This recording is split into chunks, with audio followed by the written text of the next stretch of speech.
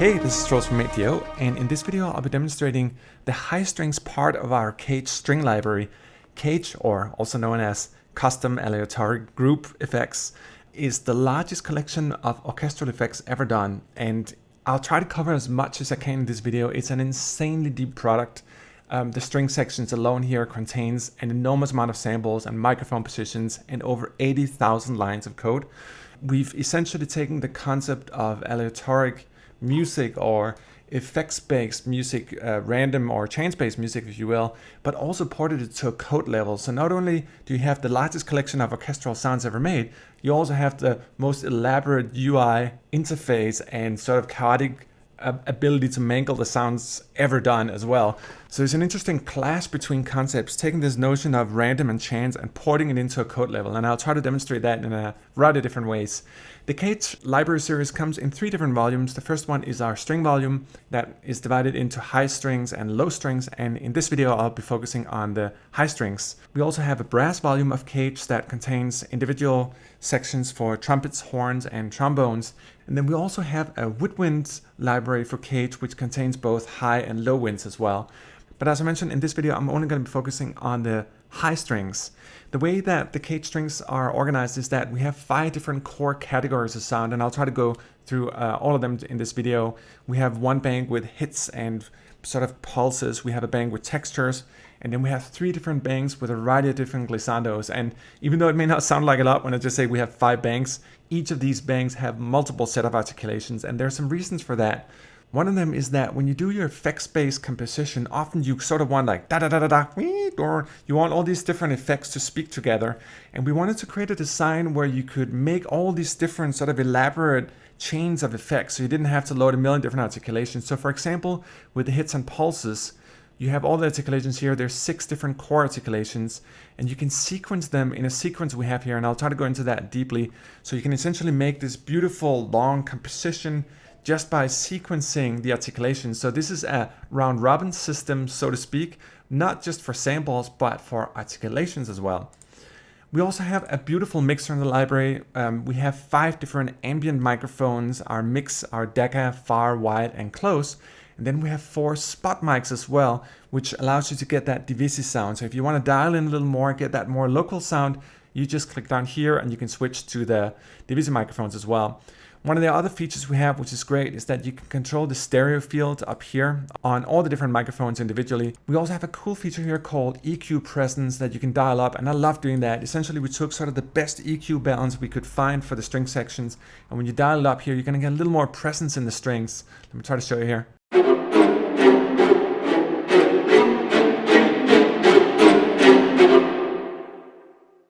So you get a little more clarity and makes a little more punch in it as well.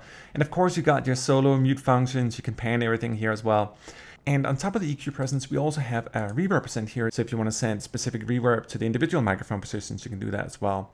We also have an options page here that allows you to control things like the velocity curve, or if you want to stack certain articulations together, like let's say that you want to take these like 2 articulations, maybe the 4th, here as well, like the cluster low, cluster high, and the grinding bridge. You can essentially do it here as well by stacking the articulations here as well. And of course you can control stuff like attack and release. But this is only a part of it. If you go back here to the articulation page, you're going to notice that there's a funny plutonium symbol down here. This is the symbol for the G.A.N.G chaos engine. And the chaos engine allows you to pretty much manipulate the samples at any possible level you want. There's over 1,500 sample parameters that gets impacted by clicking this thing. And on top of that, you can also, as I mentioned, go in and manipulate all the effects. We have a 3D rendered effects module here. And each of these have a variety of different sub settings. If you click here, you'll see there's a variety of additional settings you can use for it here. And as you can also see, I can sort of switch it on and off if I want. When it's off, it won't be impacted if I click the chaos button here on this page, but when it's on, it will be impacted. And the way we wanted to make the chaos is that you can essentially dial in how much chaos you want. Let's say that you only want the key controls, meaning the pitch and the panning of the samples to impact it, but you don't want the filter. Well, you just switch this thing on here. But if you want the filter, let's say that we want perhaps the EQ instead. Let's find some other effects here as well. You want a degrader or a trance-gate, or we have even 2 different types of reverbs as well. that you can go in here and adjust as well. Both of these convolution reverbs will also get impacted by the Chaos Engine. So you can only imagine you'll sort of select random impulses here, and you can essentially randomize all these different effects as well. I'll demonstrate this in the video, and I know I'm talking a lot, but that is essentially because there's a lot to talk about as well. But let's switch these things off, and let's try to get into the first part of the articulations, and then I'll start dialing in more of the chaos parts here as well. But let me start here just by demonstrating the cluster chop low.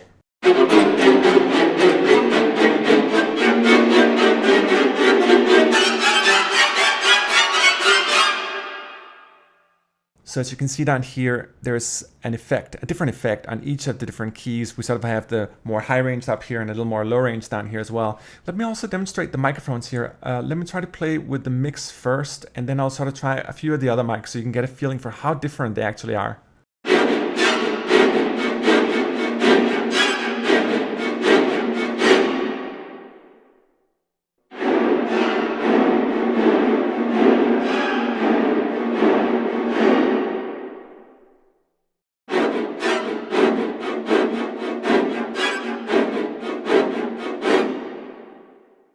Also, let me try to dial in here the stereo field and the EQ presence as well, so you can get a feeling for how much it actually impacts the sound on, let me switch these guys off here, but just on one microphone, you can really hear a difference when you add them.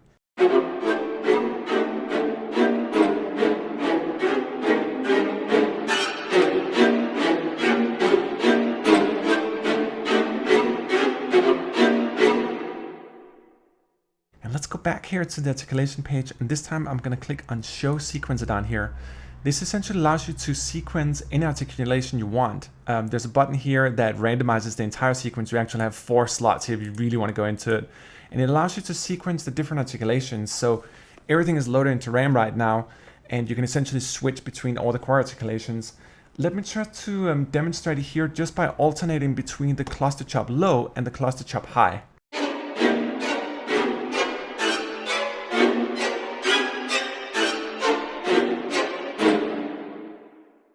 So as you can see, we have an enormous amount of articulations. I've only sort of demonstrated 2 of them here, but a variety of different hits and impulses. But I have so much I want to show in this video, so I'm going to try to go down to the next one here, which is our textures. Let me pick this Phase Hunter here. One of the great features in the library is that we also have sample offset, meaning that you can go into the sample. If you only want a certain proportion of it, you can use the offset to get into it. Let me just try to play a few samples here, and then I'll show you what happens when you use the offset button as well, and how much you can actually manipulate the sound just with this simple feature.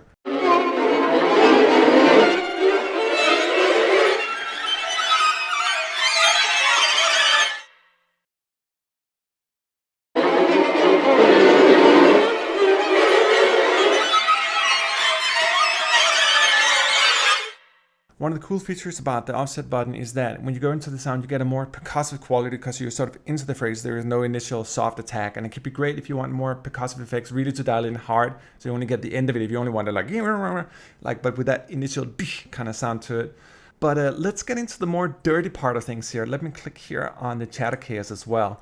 Right now, I'll try to play a little bit so you can hear what it actually sounds like in its natural condition, and then let's get into the more chaotic parts of things.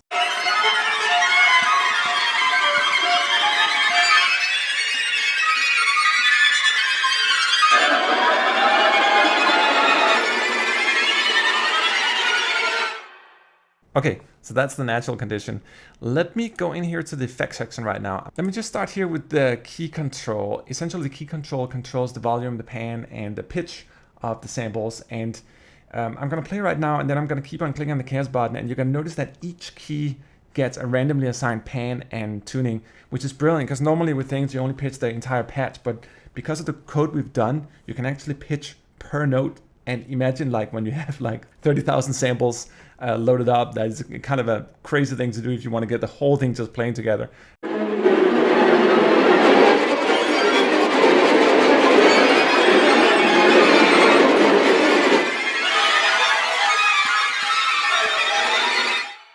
All right, and next up, let me try to play with the filter here and randomize that.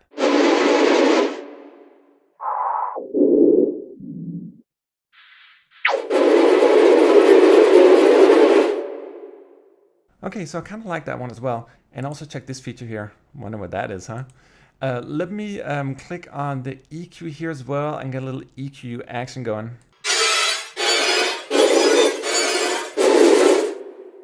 And you can also activate the degrader, which is a combo effect between the bit crusher and the distortion.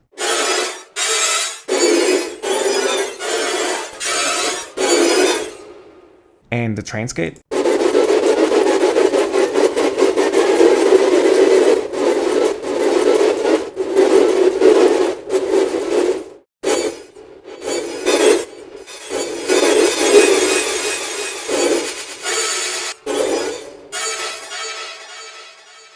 And adding the transform convolution, which is more of an effects-based type of convolution reverb.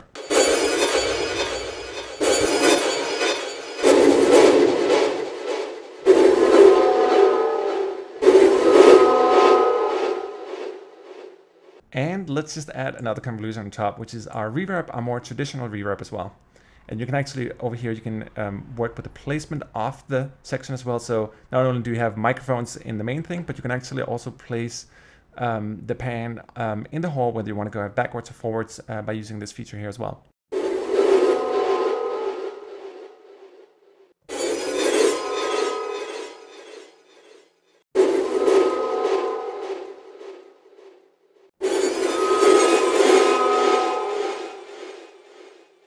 Okay, so this is the lengthy way of doing things, that you can go in and you can control every part of the effects, whatever degree you want. We have so many features in here, and I've only covered a little part of them. Please watch our more technical video where we really go into how to utilize and adjust all these features as well. We also have a macro effect up here, which can be used to control more of the overall effect settings. But the great thing is, like, now I've activated these things. Let me just turn off the filter and the EQ to show what this functions like. So I'm going to go back to the main menu right now, and I'm going to click on this thing here.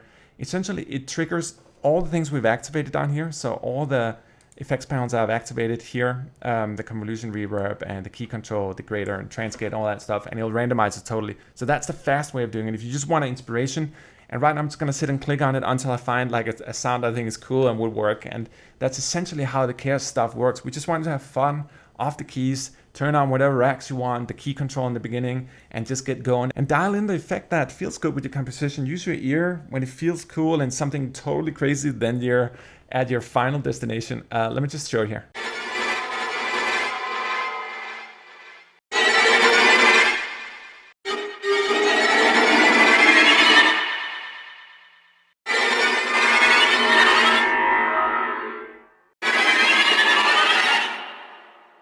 Let me just make it a little more interesting here. I'm going to play the same key a couple of times, and then I'll render different types of chaos effects over it so you can hear how much it actually changes on a single sample level.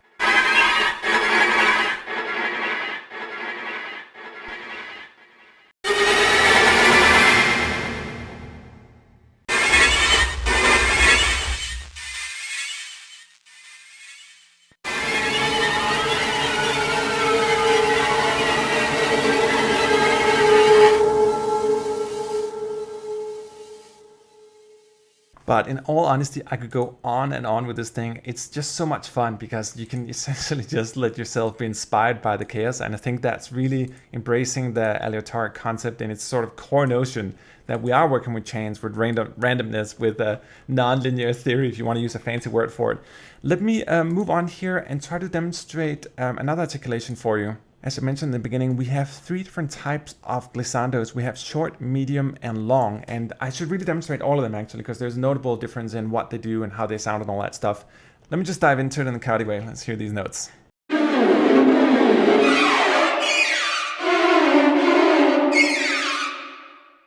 right, so these are sort of short, very fast glisses, but let's say that we want them even faster to play in a really fast composition. Again, go into your offset button here and just get going.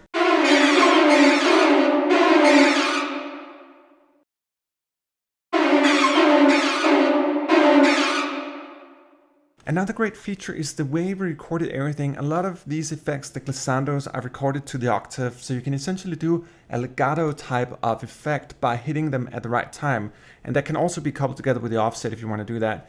Let me just try to play here the samples individually, and then I'll try to play them in the more legato style, so you can really get that glissandi over multiple octaves going.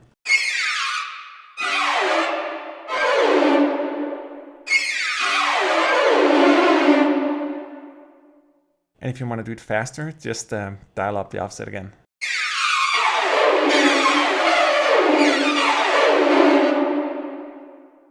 So it's just a phenomenal way of, again, mangling the samples. And again, we're only in the acoustic realm here playing with the offset button, but there's a lot that can be done with it. Let me try to go back here to the articulation page here and go into the sequencer here. Let's let me clean this one here first, and I'll try to do a sequence between, let's do the taunting gliss here, number 2, and this one we're gonna do number 3 and number 2 and number 3. I guess I didn't have to do that twice actually, but that means it's gonna round robin between the second articulation and the third articulation, so you can get something going there.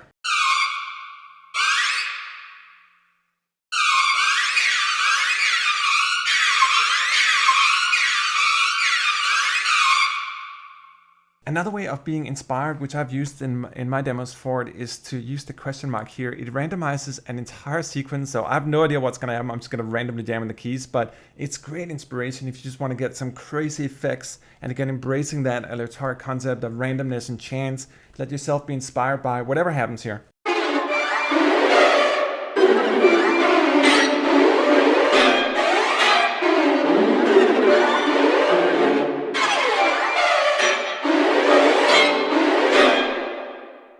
And there you go, your first aleatoric composition done. Let's go down here to the medium glissando here, which is a little longer than the first one.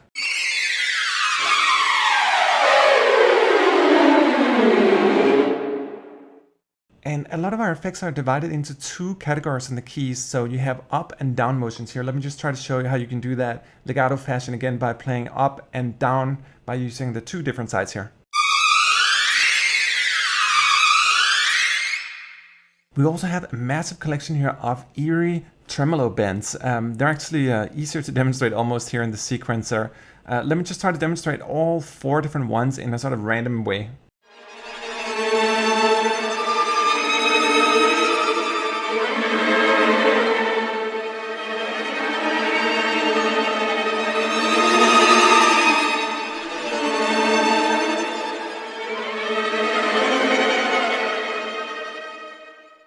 And let's go down here to the long glissando as well.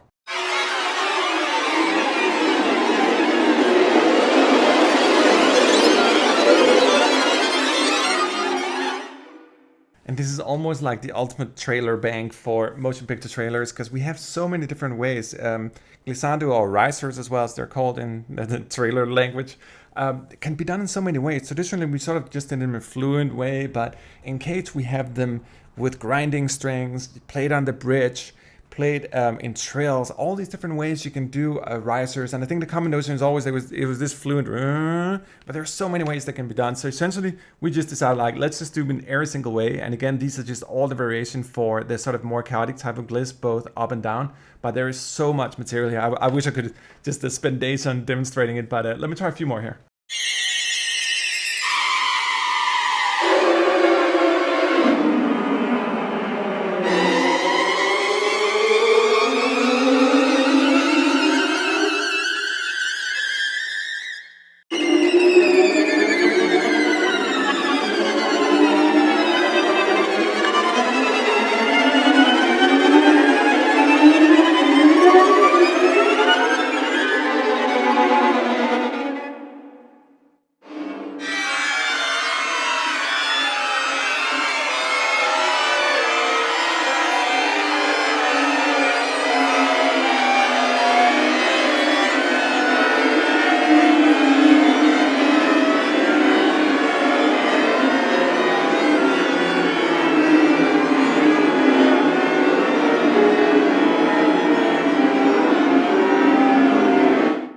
Okay, I had to stop that. It's like the most depressing sound ever. But even like stuff like harmonic glissando as well, which haven't really been covered before.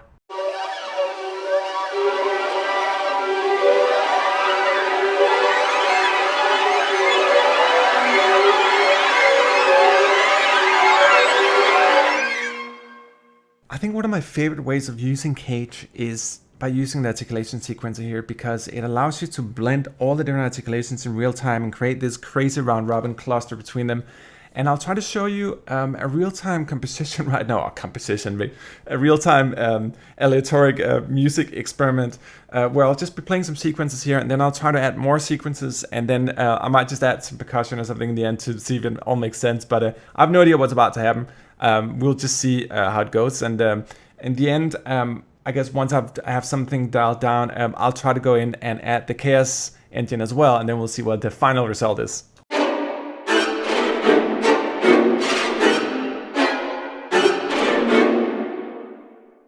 All right, so I'm gonna layer another sequence on top of that.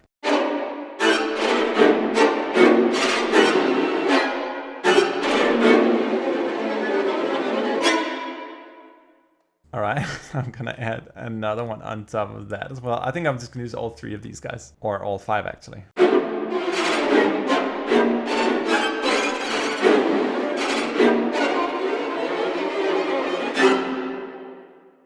All right, so I'm gonna add the 4th one, the medium glissando here as well.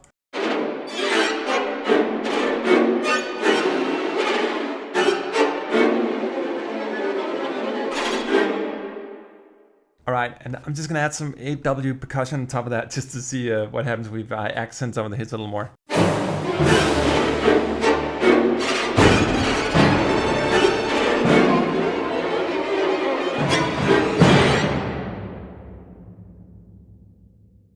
Right, so I'm gonna take the 5 different layers now, and then I'm just gonna add the key control to them here as well.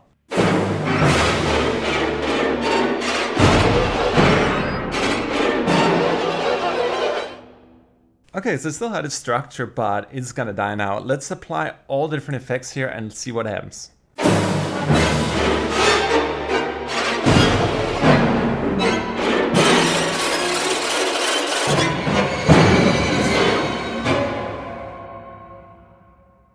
Alright, I think that was it. Also remember to watch our other cage string video which demonstrates our low strings, and remember to watch our cage technical video which really goes more into all the elaborate features. I've only sort of brushed across them in this video, even it's pretty long, but there's a lot more that's under the hood of this library. So hope it all made sense, and see you in the next one.